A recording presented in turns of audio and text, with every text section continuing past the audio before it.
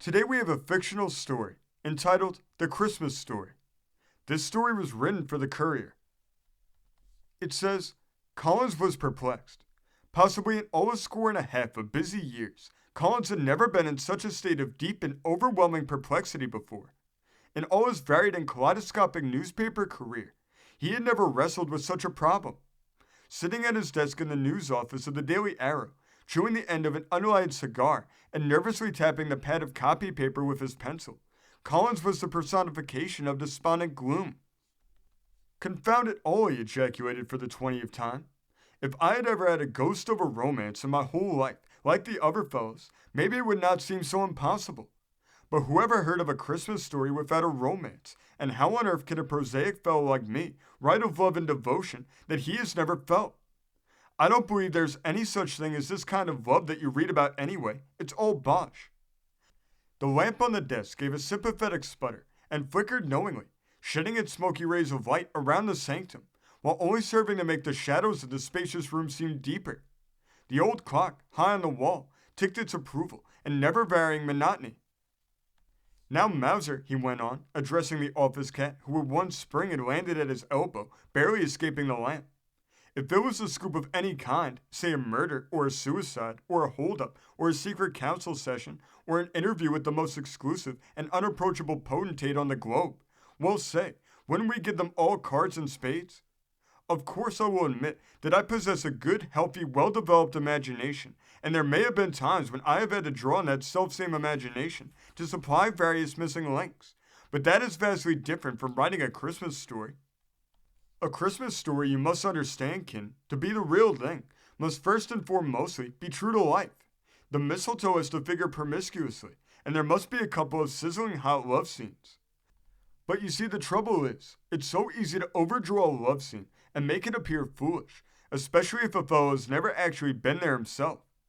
Did you ever stop to think, you saucy-faced cat, that it's only a hairbreadth from the sublime to the ridiculous? That's why so many novelists fail. They go just beyond the sublime, or else maybe they stop just at crossing this side. Well, there's no use talking. I can't afford to risk my reputation on some fantastic description of a love scene that might look alright here in this semi-gloom, but when it would appear tomorrow, in a glare of printer's ink, would surely fall flatter than a pancake. But what on earth are we going to do about it? And here, Collins's feet came to the floor with a bang, and rising, he began to walk nervously to and fro. The Daily Arrow had for weeks published lengthy accounts of the exclusive Christmas story by a famous writer, the novelist of the hour, that was to be one of the features of their Christmas edition. And now, at the last moment, the wires flashed the news that the manuscript had been destroyed in a fire while en route, and it was too late to be replaced. The story had been advertised and written up so extensively, the author's popularity having grown so marked for his latest book, that it had become a town topic and was eagerly looked forward to by the Arrow's readers. Now something must be done to counteract in a measure the disappointment that was sure to follow the announcement of the disaster to the manuscript. There was no time to get the other matter, so the managing editor had turned to his city editor to help him out of this difficulty. Say, Collins, you write us a free column Christmas story, will you? Something game, you know, to take the place of the other one. What? Me write a story that could fill a vacancy left by a writer like him? What do you think I am, a budding Shakespeare? Why don't you request me to take a trip to Mars or get an interview with the man in the moon, or something more within my scope? Oh, come, old fellow, was the hearty rejoinder. You're too modest. You know you haven't got an equal on the force in space writing, and if you throw in a love scene or two with the return of the prodigal son on Christmas Eve, just as the mortgage on the old homestead is to be foreclosed, surmount it all with a descriptive snowstorm, and have a God bless you, my children, at the climax. But, hastily, I need not try to give you any pointers. You always were equal to an emergency, and it will be an easy matter for you, you know. Don't forget, he concluded, putting on his hat and overcoat, only about free columns, and make it a winner. Collins was musing, half to himself, as he paced the deserted sanctum. His thoughts had wandered back to his early youth, and he was trying to separate the romance from the practical reality of his busy life. Of course there were girls, and some I knew at college. Nice girls, too. Helen was a beauty, but oh how vain. Then Irma was a dear, but that was just one little summer. I thought Constance was the only one when we jabbered French together and had a few sentimental nothings by way of diversion. Claire, I had almost forgotten her. Wonder if she's happy with her far-fetched title in England. Marie and her advanced ideas on emancipated women, an awfully nice girl too. They were all so long ago, and a fellow was such a fool at 23. I say, Cully, got any counts for the show tonight? You know you promised me a couple. And with a run, jump, and a handspring across the room, Teddy, the irrepressible office boy, was perched on top of Collins's desk, usurping the place of Mauser, who regarded him with utter disgust. "Hello, Ted," exclaimed the city editor in surprise. "Where have you been? They've been looking for you around here all day." "Oh, I've been laid up for repairs. You see, I was to a wedding last night." "So it wasn't your grandfather's funeral this time, Ted?" "No, that's straight goods, Collie. McElwain, one of the stereotypers, was up before the minister last night, and as I've always been his confidential friend, I got a bid. Had a tip-top time, a Scotch highball, and oh say, Jack, but I did feel queer this morning. Max says there's nothing on earth like being in love, and I've known all about this for a long time. I carried his little love notes and tried to keep his fences in shape. My, but she is a peach. Oh say, Collie, now honest, were you ever in love?" "Here are the tickets, Ted. Run along, and don't be such a bother." And as the youngster's shrill whistle died away in the distance, Collins dropped into his chair, and a flood of memories came over him, induced by the office boy's innocent remark. "I believe I did very nearly love Vera. Pretty gentle Vera." Something of a smile lighted up his usually stern features. He probed the sleeping cat with his pencil. "Mauser, did I ever tell you about Vera? I don't believe anyone ever knew how much I cared for her. I don't very often admit it to myself, and I never had a chance to tell her. Somehow, Mauser, I used to go up to her house, away back east there, every other evening, but I never realized how much sunshine she meant to my life until the other fellow came, and then it was too late. Maybe I ought to be glad that she's happy, and I try to think I am, but a fellow can't help once in a while thinking about what might have been. You see, Mauser, I hadn't anything to offer her then. I was just a plain reporter, with so much work, and the future looming up was not as bright as—" A violent ring at the telephone bell brought Collins to his feet again with a jerk. If a fellow might just have 5 minutes in which to think around here, he muttered. His hello was not of the gentle sort, and caused the central girl to jump. "I just wanted to tell you," she began timidly, that there's a terrible wreck out on the K&G division, and they have phoned here for aid." To his frantic endeavors to get further particulars, she rang off with a tantalizing, "You were in a beastly humor for Christmas Eve. Thought I'd tell you so." It was a wild 20-mile ride that Collins had on the relief engine that Christmas Eve, ere they reached the scene of the disaster. It was just such a journey, filled with excitement, apprehension, and anticipation, as many a newsgatherer has taken before and since.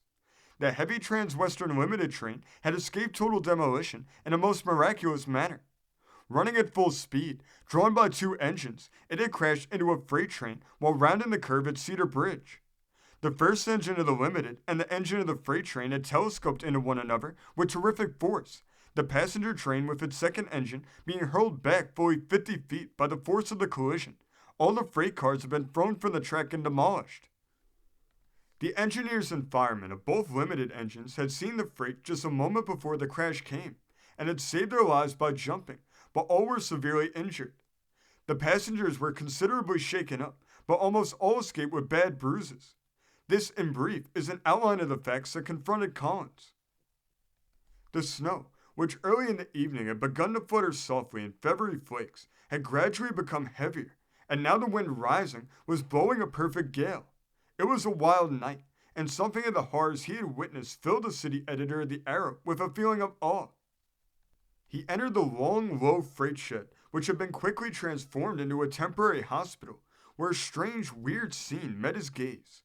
On heaps of old sacks and baggage, on which cots were hastily improvised, lay the victims of the terrible catastrophe. A sad Christmas for many a happy home was his half-spoken thought. The doctors were few, and trying to be every place at once. Even though willing assistance had quickly come from the village nearby, many of the would-be helpers were only in the way for their lack of knowledge of what to do in such an emergency. "This is a bad night's work," remarked a young physician near the door to the newsman. "There ought to be a dozen of us instead of 4. Collins made his way quietly among the wounded. He nodded with a cheery word to the fireman, who lay with bruised head and one leg crushed. Further on he came to the engineer on the forward engine, whose head had been crushed and knee sprained. He knew them all, these gallant trainmen, and was duly recognized at each cot, where the sufferer was conscious of his cheerful smile and ready sympathy. He passed on to the further end of the long room, here and there seeing a familiar face among the passengers. Suddenly he paused by a cot on which was stretched a fine-looking elderly gentleman, whose left arm lay bruised and helpless on the faded coverlet. The injured man seemed to be in a sort of stupor from the shock and pain, and entirely oblivious to the pleadings and entreaties of the young woman who knelt by his side. "Speak to me, father. Only say you know me. Oh, if the doctor would only come."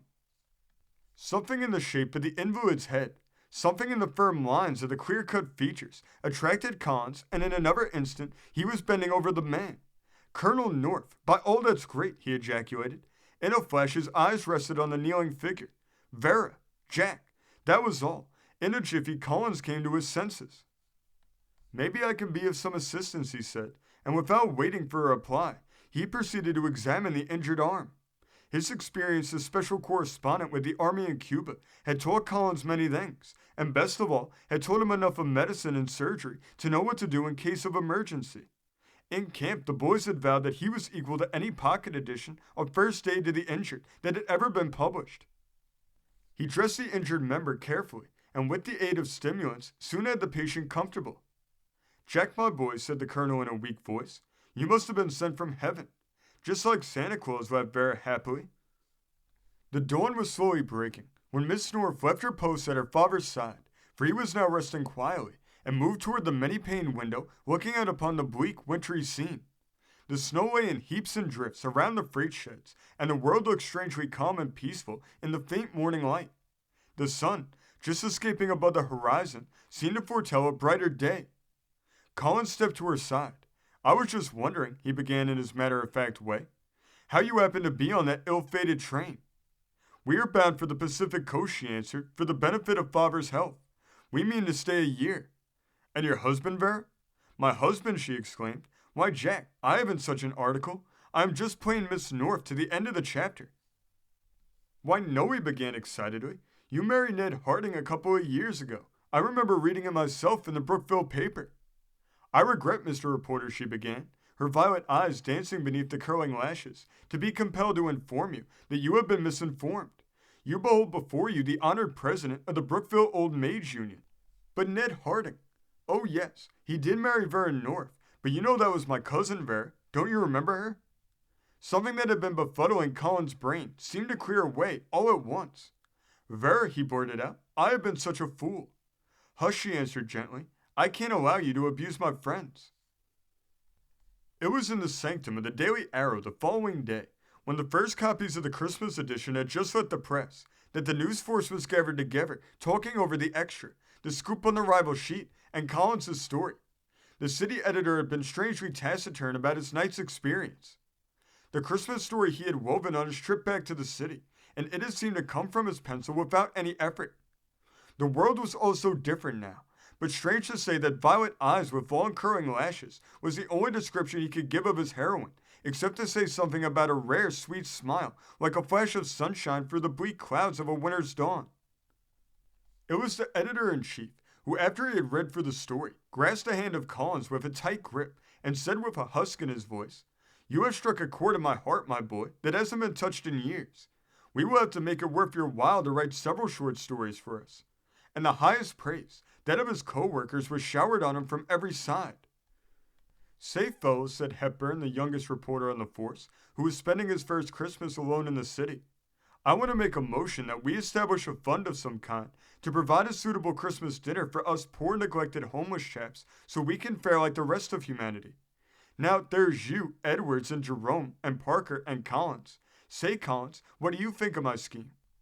"Sorry," came from behind the pages of an exchange that Worby was busily pursuing. "But you will have to count me out of that. I'm happy to say that I'm booked for next Christmas, and I hope some 50-odd more. But I'll tell you what, you're all invited to take next Christmas dinner with us." It was the irrepressible Teddy who first found his voice in the astonished stillness that had settled over the dingy office, and with one of his best handsprings across the floor, he landed violently in Collins' arms. "With me too, Collie? Say, you were tip-top." This story was written by Betty Adler. This story came from the great state of Iowa being reported in the Ottumwa Courier of December 25th, 1900. Thank you for joining us today. If you want to continue to uncover all of America's lost and forgotten history, then remember before you leave to hit the subscribe button, hit the notification bell, and remember to like and comment below. And we will see you next time on Americana Archives.